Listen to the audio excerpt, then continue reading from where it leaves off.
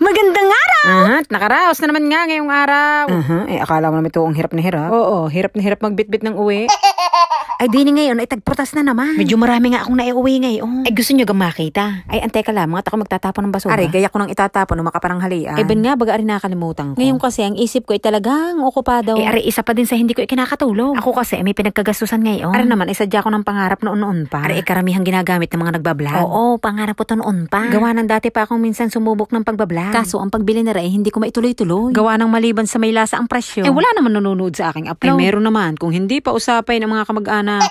Oh, nakita nyo yon? Ay, pagpasensyahan nyo na lang. Oh, ay wag nyo nang halongkatin kung nasan yung mga dati kong vlog. Ay, ako mismo, hindi ko mapanood. Pinag-delete ko na. Pero pakiwari ko merong ilan sa inyong nakapanood noon bago ko ma-delete. Ay, gawa ng sa comment section ay tinatawag ako sa dati kong pangalan, hindi mate. Kaya bago ko i-upload ang bidyong ito, sinigurado kong wala ng ebidensya ng mga nakaraan. Dahil kung anong luka ko ngayon, ay siyang corny ko noon.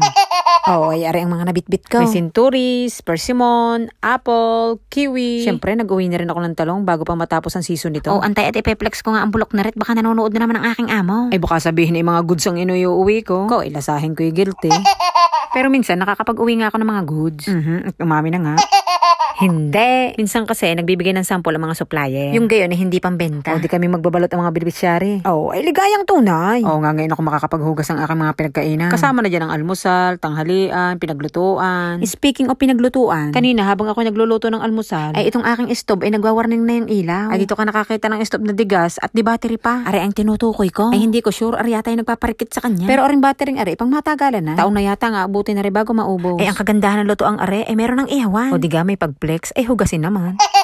Doon sa kauna-unahan kong trabaho, ang gamit namin ay di kuryente. 5 taon din yun ang gamit ko. Ang kagandahan naman nun, kapag nakalimutan mo yung niluluto mo, tutong na. Ay kusa siyang namamatay. Ko ay natutungan na, may kagandahan pa. Nakaisubok na.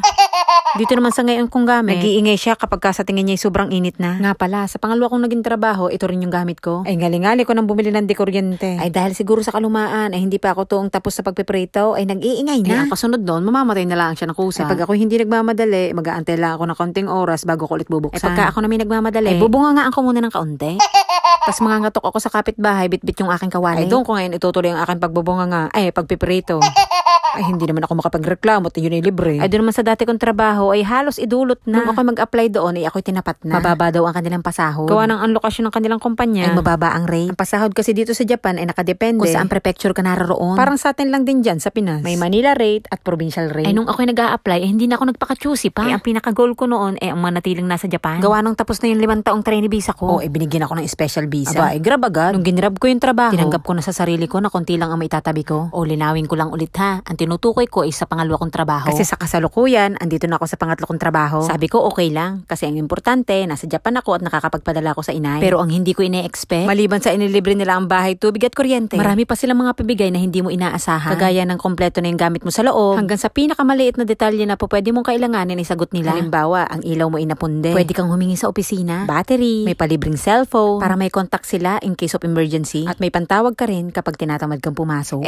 Masama ang pakiramdam. Kasama mong madadatnan sa bahay ang mga body thermometer, flashlight, tuwalya, ultimong mga bigas at mga condiments, abay kompleto. Baka may makapanood na rin. Sabihin, sadya naman gayon din naman kami. Sa trainee ay normal talaga yon. Pero sa kagaya ko, natapos na sa pagiging trainee, dapat ay sagot ko na yung mga ganun. Pero kahit nga trainee, hindi libre yung bahay. O siya ay a-apply na ga.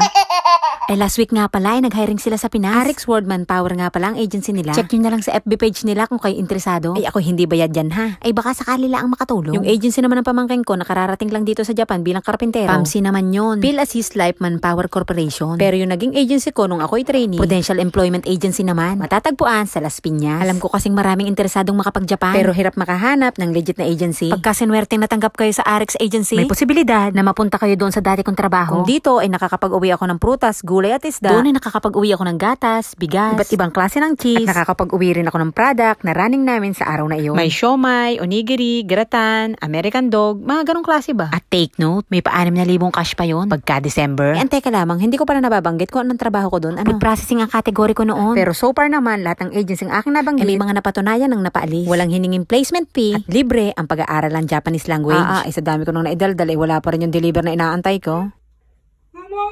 Ay inang, ay naandin ina. Ay shit, bukas ko na lang ipapakita sa inyo. Sa ngayon, ay dyan na muna kayo. Huy, wala na, bukas na.